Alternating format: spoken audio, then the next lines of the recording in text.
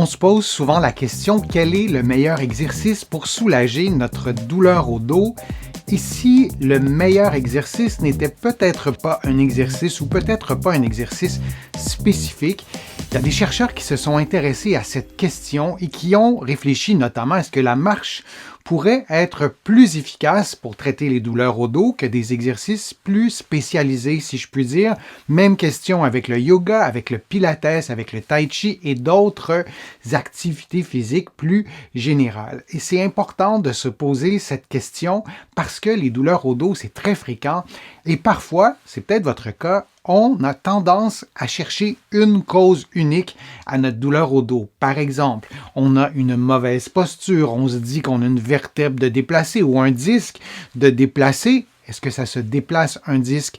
Non, c'est le sujet d'une autre vidéo, mais on cherche en fait la cause unique qui pourrait expliquer nos douleurs au dos. Et en physiothérapie, parfois, on arrive à traiter ce qu'on croyait être une cause unique et on se rend compte que les effets sur le problème, sur les douleurs au dos de notre patient ou de notre patiente, ça ne s'améliore pas comme on pensait parce qu'il y a plusieurs causes et donc, les chercheurs se sont posé la question, est-ce que des exercices ou des activités physiques seraient aussi efficaces pour réduire la douleur? Ils ont fait une revue systématique et une méta-analyse. Ça a été publié tout récemment. Ils ont donc étudié des études. Ils les ont comparées. C'est 35 essais randomisés qui regroupent plus de 2000 patients et on a voulu comparer différents types d'exercices dans des cas, et ça c'est important, de douleurs lombaires non spécifiques. Si vous avez une fracture d'une vertèbre, on n'est pas du tout dans ce type de problème. C'est des douleurs non spécifiques, donc on n'est pas arrivé, les chercheurs ne sont pas arrivés à expliquer le problème en question par une seule et unique cause. Et les exercices ou les activités physiques qui ont été étudiées, il y en a plusieurs, mais je vais prendre le temps de les énumérer. Il y a le pilates, il y a le yoga, il y a le tai chi, la marche, les exercices de stabilisation, les étirements, ou si vous préférez les exercices de souplesse, le vélo et la course en eau profonde.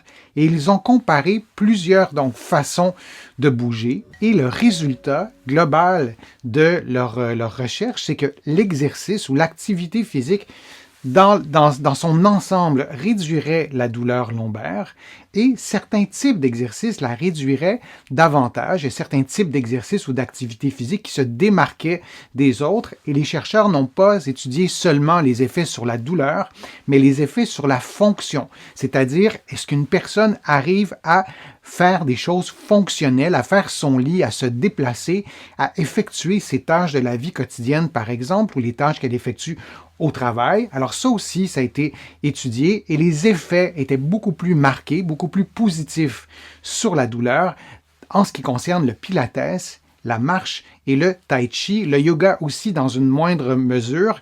Et donc, c'est pas seulement aussi une question de douleur, c'est une question de fonction, comme je vous le disais, une question d'être capable de bouger. Si vous avez une douleur et la douleur ne vous empêche absolument de rien faire, vous risquez probablement de beaucoup mieux vivre avec cette douleur-là, bien qu'on souhaite la diminuer ou l'enlever au complet, que si vous avez une douleur qui est moindre, mais qui vous empêche de faire beaucoup d'activités. Donc, on peut parler aussi d'incapacité. Là aussi, les chercheurs se sont intéressés à cette question au-delà de la douleur. Le message clé qu'on peut retenir de cette étude, c'est que bouger aide le dos dans un contexte de douleur au bas du dos non spécifique, mais toutes les activités physiques, tous les exercices n'agissent pas exactement de la même façon et dans leur analyse, les chercheurs ont montré que le pilates ou le pilate a des effets importants sur la douleur et la fonction. Pour ce qui est de la marche, il y avait un très bon effet sur la douleur et les incapacités, donc il y avait moins d'incapacités.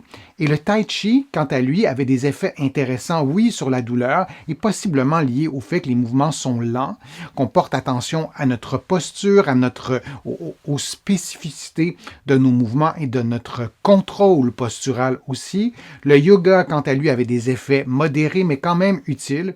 Et les exercices de stabilisation du tronc, pour terminer la liste d'activités physiques qui a été étudiée, avaient des effets aussi significatifs sur la douleur, mais les données fonctionnelles, ce que les gens étaient capables de faire, c'était beaucoup moins concluant dans cette étude-là. Donc, les approches les plus simples ne sont pas nécessairement les moins efficaces. Parfois, on cherche des exercices ultra spécifiques. Parfois, ces exercices sont très utiles, mais parfois aussi, se remettre en mouvement, ça peut nous aider. Les mécanismes maintenant qui expliquaient les résultats, toujours selon les hypothèses des chercheurs, pour ce qui est de la marche. La marche, ça mobilise doucement le bas du dos. Évidemment, ça ne bouge pas que le bas du dos, mais ça mobilise, oui, cette partie du corps et ça favorise, et là c'est important, des mouvements répétés. Donc on fait des mouvements assez simples, assez doux, quant au bas du dos, mais on les répète. Alors ça a des bienfaits aussi dans la reprogrammation, si je peux dire, du cerveau, se réapproprier progressivement le mouvement. Ça active aussi la circulation sanguine. Et là, pour plusieurs raisons, le fait d'activer la circulation sanguine dans un contexte de douleur au dos, ça apporte des bienfaits. Et plus largement aussi, si vous avez une douleur au dos et vous souhaitez reprendre la marche, vous allez vous réactiver. Et quand on se réactive, on contrôle nos muscles, on arrive à mieux contrôler nos articulations, on stimule des muscles qui n'avaient pas été stimulés auparavant et toute l'activation du système nerveux, qui par ailleurs, c'est lui qui détecte la douleur, mais l'activation du système nerveux dans son ensemble, le système nerveux qui est associé à la douleur, mais aussi aux émotions, à la santé mentale et à nos états dépressifs. Si ça fait 6 mois qu'on a mal au dos, peut-être que notre santé mentale, elle n'est pas en parfaite condition, donc on se réactive, mais vraiment se réactiver dans toutes les sphères de notre santé physique, mentale et aussi nos capacités cognitives. Lorsqu'on marche, on peut penser aussi que ça encourage le relâchement progressif, peut-être des régions qui étaient tendues, parce que quand on a mal, on bouge pas, on se tend, parfois il y a une spirale négative. Et dernier élément qu'on pourrait probablement attribuer à toutes les activités physiques qui ont été étudiées, on retrouve en principe notre confiance en bouger, notre confiance au mouvement. Lorsqu'on a une douleur, parfois on a de l'évitement, parfois on fait de la kinésiophobie consciemment ou inconsciemment, c'est-à-dire qu'on a peur de bouger et c'est tout à fait justifiable parce qu'on a peur de bouger, parce qu'on ne veut pas augmenter la douleur. Donc cette confiance au mouvement qui peut être retrouvé par la marche, tout ça pourrait amener des bienfaits sur des douleurs lombaires non spécifiques et c'est souvent aussi une porte d'entrée très accessible, on n'a pas besoin d'équipement, tout le monde peut le faire, peu importe notre condition physique, bien souvent on peut marcher. Pour ce qui est du pilates ou du pilate, là aussi on avait des bienfaits qui étaient semblables et dans les hypothèses aussi qu'on pouvait formuler, le pilates stimule aussi la respiration. On est conscient de notre respiration. Parfois, on utilise la respiration dans certains mouvements. Par exemple, le pilates aussi stimule des muscles profonds. Lorsqu'on fait du pilates avec ou sans appareil, on a bien souvent besoin de stabiliser, de solidifier, de tonifier les muscles du tronc, les abdominaux, les petits muscles du dos pour pouvoir effectuer, par exemple, certains mouvements avec les bras ou avec les jambes. On doit stabiliser aussi le bassin. Donc, cette stimulation de la stabilité qui est spécifique au pilates et qui est moins spécifique à la marche était peut-être une des explications qui permettait au pilates d'avoir des effets positifs chez les personnes qui avaient une douleur au dos non spécifique. Il y avait aussi le tai chi, il y avait aussi le yoga qui mobilise plusieurs articulations, là aussi qui s'intéresse à la respiration.